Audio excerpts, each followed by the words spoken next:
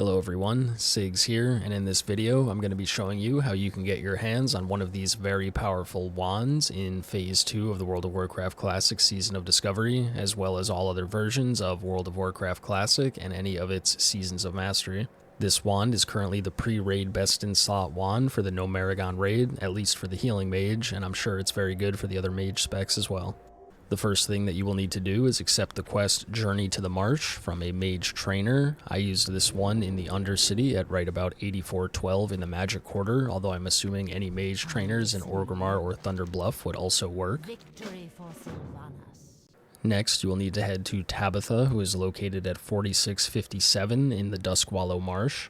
If you already know how to get there, feel free to skip ahead, otherwise I will show you how to get there from Camp Taraho and pick up a useful flight path along the way. Heading out to the east from Camp Taraho, you will immediately turn to the right and then follow the road south until you find this sign pointing you to the Dustwallow Marsh. From there, simply turn left and follow the path until you enter the Dustwallow Marsh zone. If you'd like to head straight to Tabetha, you can, but there is a flight path that you can grab just to the north. Go ahead and take a left at this fork and follow the road to the north until you come upon this ogre camp here. At this point, you can cut through the swamp. Just be careful, as there are level 37 plus enemies in this area. Continue through until you find this bridge, and then simply follow the path forward to enter Brackenwall Village and get this flight path so that you can get back here easier when we need to return to Tabetha for the rest of the quest. From here, we must make a somewhat arduous journey through the swamp to get to Tabetha. I honestly don't know of a better way to get here, as there is no road leading here other than just cutting straight through the swamp. Thankfully, as a mage, we have access to many great utility spells, allowing us to slow and root our enemies, as well as blink away from them and put shields on us to help with our survivability. Eventually, you should come upon this house, which is where Tabetha resides. Enter the house, speak to Tabetha, and turn in the quest. Tabetha will now offer 2 new quests, Hidden Secrets as well as Items of Power. You will have to accept both of these quests and complete them in order to get the wand. Be careful. First up, we're going to be completing the quest Hidden Secrets, which is located in the 1000 Needle Zone over in the Shimmering Flats. Starting at the Free Wind Post, you can hop down and then simply follow the road all the way to the east out into the flats. Continue along until you find the NPC Magus Tirth, who is located here at 7876. Speak to him, complete the quest, and accept the next quest in the chain. This will require us to walk a little ways away across the racetrack here to find an NPC named Plucky Johnson. Once you do, target him and type /beckon, which will cause him to transform into an NPC that you can interact with.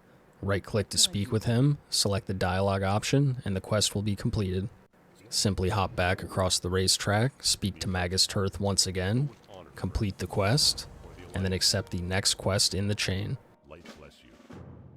For the next quest in this chain, we will need to obtain an item from the library wing of the Scarlet Monastery dungeon, which is located here in the northeastern corner of the Tirisfal Glade zone. Enter the structure, turn right and head up the stairs, and then head over to the right to find an open portal that you can enter to get into the dungeon. Next, you will need to head through the dungeon as you normally would. The item that we need is near the end of the dungeon that has enemies up to level 36.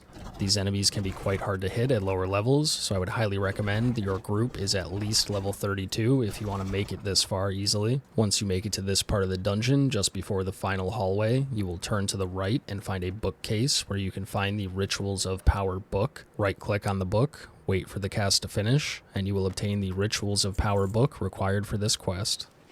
Now you could return to Tabetha to turn this quest in, however you might as well complete the other quest since you're going to need to turn it in anyway.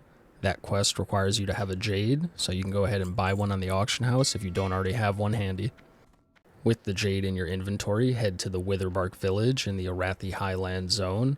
Anywhere down in this southeastern corner around the lake, you will find the trolls that drop the item needed for this quest. You will need to obtain 10 Witherbark Totem Sticks from any of the trolls in this area. The drop rate does appear to be fairly high, however there is currently a lot of competition for these mobs. There is a cave just to the south with more trolls, as well as several small camps positioned around the lake, in addition to various trolls that patrol around the area. So just keep defeating and then looting them until you obtain your 10th Witherbark Totem Stick. From the Troll Village, we're going to need to head to the northwest to find the Circle of Outer Binding, which is located not too far away at right around 5052. Be very careful, however, as there are many level 39 elemental enemies in this area, so you may need some help to clear them all out. Once the coast is clear, you can approach this rock in the middle of the Stone of Binding, right-click on the Witherbark Totem Sticks in your inventory, wait for the channel to finish, and then obtain your Bolt Charged Bramble by clicking the item on top of the stone. Once the cast finishes, you should obtain your Bolt Charged Bramble, and then you are all done with this quest. Now all that you need to do is return to Tabetha in the Dustwallow Marsh, speak to her, and turn in both of the quests, and then accept the next quest called Mage's Wand. After that, you will have to wait a while for her RP to finish. Once she has a yellow question mark above her head, you can select the wand that you want and go ahead and complete this quest.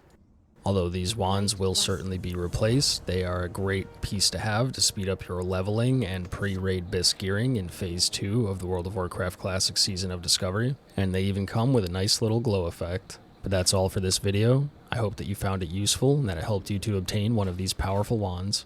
Thanks for watching, and have a good one. Peace.